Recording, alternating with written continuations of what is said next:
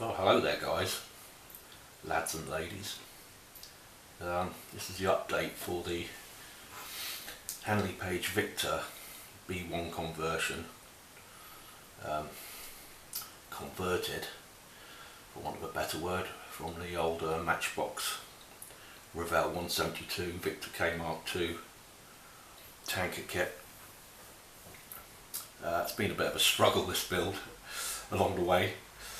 Real learning curve. It's kind of almost like biting off more than you can chew.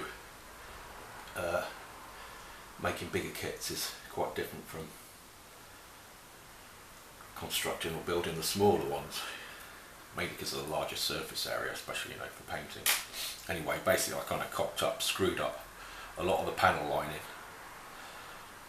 Had to redo that more times than I dare even mention, and so that created loads of future painting problems and also varnishing problems.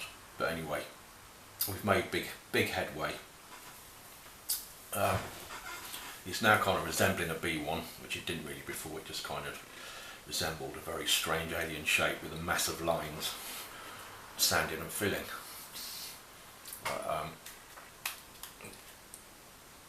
She's on the way now. So I've got the undercarriage on. It's a very basic undercarriage. In fact, it looks so basic you would think that there was no way that it was going to hold the weight of this model. Somehow it does, but if you ever had to transport these things, you have to find some way of supporting those undercarriage units, because they don't inspire too much confidence really.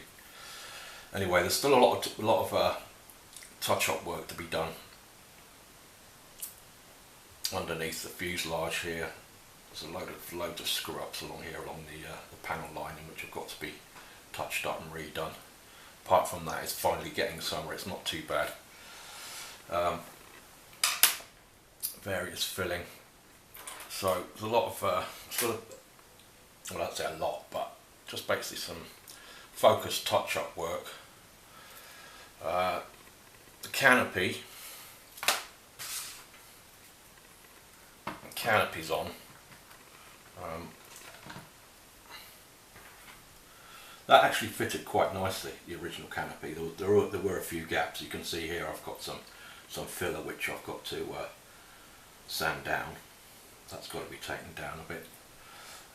Managed to keep the canopy quite clear. You can actually see the crew in there, just about. But of course, as canopies are not my forte, I still managed to get marks in there somehow. God knows how, but I have. And then there's the bomb aimer's window underneath, which also needs taking down slightly. The filler there just needs smoothing down a little. But apart from that, that also fitted pretty well.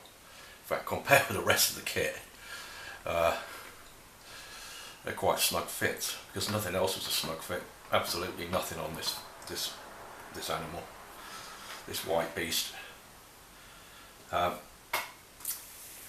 also hand painting on the main roundels and the tail decals, which is also another crazy endeavour, but I kind of got a passable result.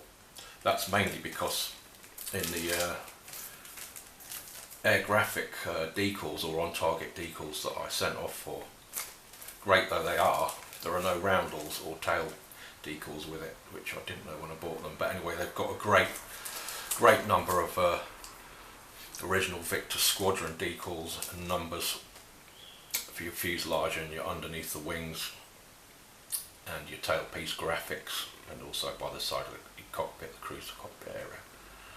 So that's pretty excellent. So you can basically choose quite a number of aircraft from that.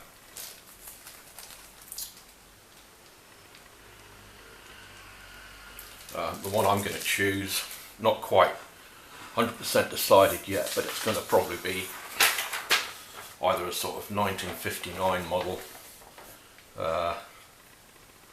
RF Cottesmore 1959 or 58, or maybe a bit later, like up to 1962 model.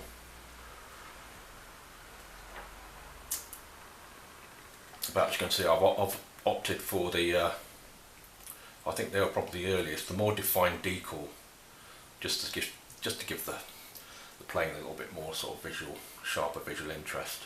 But as you can see there, that's the kind of more the anti-flash version. I mean, they're all anti-flash, nuclear anti-flash versions, but I prefer that sort of 50s, 60s decal on there, that original roundel look. So, yeah, not a lot to be done on it now. P-top tubes for there I've managed to fix up. The plastic ones look way too delicate for me, so I've taken them off and I've put some metal ones in there, although whether I actually managed to get a hole deep enough to put that in so it's pretty secure, I don't know. But they're going on anyway. And then all I've got to do is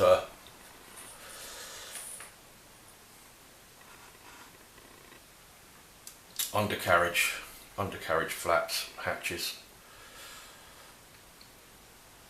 They've got to go on. There's only 4 of those, so that's for the undercarriage there. And then we pretty much finished. But like I say, there's going to be a lot more touching up just to make it passable, and I can give it a final coat of varnish, and then she's ready for the final review. So it's just a pretty short update regarding this B1 conversion. It nearly went in the bin, but I thought, no, I can't do that. All this work that's gone into it, and to me she looks like a B1, and that's the main thing. You know, I'm happy with it. Other people have made a lot better conversions out there, but this is definitely a learning experience for me making this.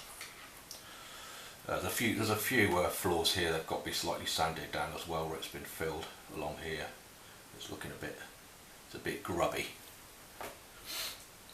But like I say, spot more graft on all that, and then hey presto, Bob's your uncle, we should be ready for the final reveal. So thanks for listening guys, and happy modelling.